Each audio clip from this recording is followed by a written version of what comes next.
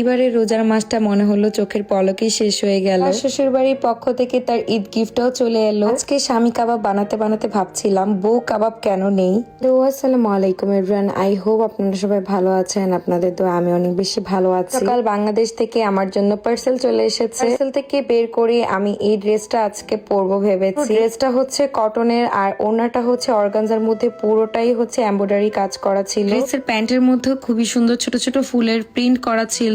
আমি মেকআপ করেই ফেলেছি আর মেকআপটা অনেক বেশি সুন্দর হয়েছিল। আমার কাছে মনে হয় লাইট কালার ড্রেসের সাথে লাইট কালার মেকআপ করলেই ভালো লাগে। টাইমে যেহেতু অনেক বেশি গরম থাকবে এই জন্য হচ্ছে আমি প্রেফার করি সবসময় কটন ড্রেস পরা। আর আজকে যেই লেন্সটা আমি পরেছি এটা হচ্ছে আপনারা লেন্স বিডিতে পেয়ে যাবেন। লেন্সটা এত বেশি সুন্দর যে কোনো আউটফিটের সাথে অনেক সুন্দর মানিয়ে যাবে। পরে দেখলাম ড্রেসের সাথে খুবই সুন্দর ম্যাচিং একটা কানের দুলও আছে, তো এই কানের দুলটাও পরে নিয়েছি। এই কানের দুলটার কথা অনেকে আস্ক করছিলেন। কানের দুলটা আমি গতবার ঈদে নিয়েছিলাম, আসলে এখন আমার পেজ নামটা মনে নাই, মনে থাকলে আসলে আপনাদেরকে জানাতাম। আজকে ড্রেসের সব থেকে সুন্দর পার্ট হচ্ছে এই ড্রেসের ওড়নাটা এত বেশি সুন্দর। ওড়নাটার কারণেই ড্রেসটা অনেক বেশি গর্জিয়াস লাগছিল।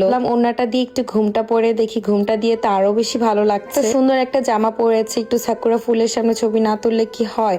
তারপর আমি বাসা থেকে বের হয়ে গেলাম আর সেদিন বাহিরে এত বেশি বাতাস ছিল আর আমার সাইকেলটাও হচ্ছে আমার ননসের বাসায় ছিল। হেঁটে আমার ননসের বাসায় গিয়েছি সাইকেল নিয়ে, এই তো পার্কেও চলে এসেছি। আর সাকুরার সামনে এই ড্রেসটা তো আরো বেশি ভালো লাগছিল, কারণ ড্রেসের মধ্যেও হচ্ছে ছোট ছোট ফুলের প্রিন্ট করা ছিল, এই জন্য ফুলের সাথে এই ড্রেসটা আরো বেশি ভালো লাগছিল। যখনই বাসায় একা বোর ফিল করি তখনই হচ্ছে আমি সেজে গুজে পার্কে চলে যাই, খুবই সুন্দর সুন্দর ভিডিও করি, ছবি তুলি। আমার পরা ড্রেসের পেজটা আমি ভিডিওর ক্যাপশনে মেনশন করে দিব, আপনারা চেক করে নিবেন। একা একা ঘুরতে নিজেকে সময় দিতে অনেক বেশি ভালো লাগে। যখন অফিস থেকে আসে তাকে বলছিলাম তোমার জন্য একটা গিফট আছে, আমি তোমার জন্য একটা গিফট এনেছি।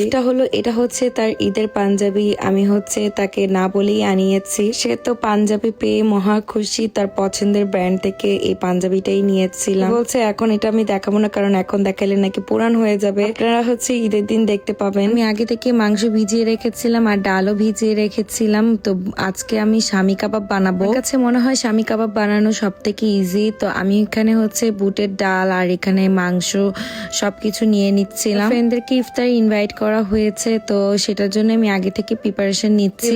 আগে থেকে কিছু জিনিস বানিয়ে রাখি, তাহলে আমার জন্য কাজটা অনেক বেশি ইজি হয়ে যাবে। এখানে মরিচের পাউডার, ধনিয়ার পাউডার, জিরার পাউডার আর হচ্ছে গরম মশলার পাউডার দিয়েছি, সাথে কয়েকটা গোটা মশলা আর হচ্ছে শুকনো মরিচ দিয়েছি, কয়েকটা তেজপাতাও দিয়েছিলাম। এরপর তেল দিয়ে কাবাবটাকে হাতে খুব ভালোভাবে মাখিয়ে নিব। আমি একটা জিনিস দিতে ভুলে গেছি, সেটা হচ্ছে আদা রসুন, সেটাও হচ্ছে আমি পরে দিয়ে নিয়েছি। সবগুলো উপকরণ দিয়ে ভালো মতন মাখিয়ে এটাকে হচ্ছে চুলায় বসিয়ে দিব। কিছুক্ষণ পর উঠিয়ে দেখলাম যে ডাল আর গরুর মাংসটা সেদ্ধ হয়ে গিয়েছে, আর যে পানিগুলো ছিল সেই পানিগুলোকে আমি শুকিয়ে নিয়েছি। ঠান্ডা হওয়ার পর আমি তো ব্লেন্ডারে দিয়ে এটাকে ভালো মতন ব্লেন্ডও করে নিয়েছি, আর ব্লেন্ড করার পর একদম সুন্দর হয়েছে, পারফেক্টলি করা হয়ে গেলে এর মধ্যে আমি 2টো ডিম দিয়েছি। কি হচ্ছে আমি পেঁয়াজ আর কাঁচামরিচ কেটে রেখেছিলাম, এগুলোকে দিয়ে ভালো মতন আবার মাখিয়ে নিতে হবে। আমার কাবাব মাখানোটাও হয়ে গিয়েছে, এখন হচ্ছে এইটাকে জাস্ট গোল গোল শেপে বানিয়ে ফেলবো। আমি কাবাব গুলো বানাচ্ছি আর আমার হাজবেন্ড পাশ থেকে বলছিল যে স্বামী কাবাব আছে, তাহলে বউ কাবাব কেন নেই। আমার মনেও এটা প্রশ্ন,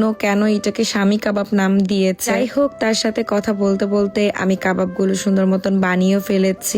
এখন জাস্ট আমি একটা ট্রেতে রেখেছি, এরপরে হচ্ছে আমি একটা বক্সে রেখে আমি ফ্রিজে ফ্রোজেন ভাবে রেখে দিব। এই ব্লগটি এখানেই শেষ করছি, সবাইকে আল্লাহ হাফেজ।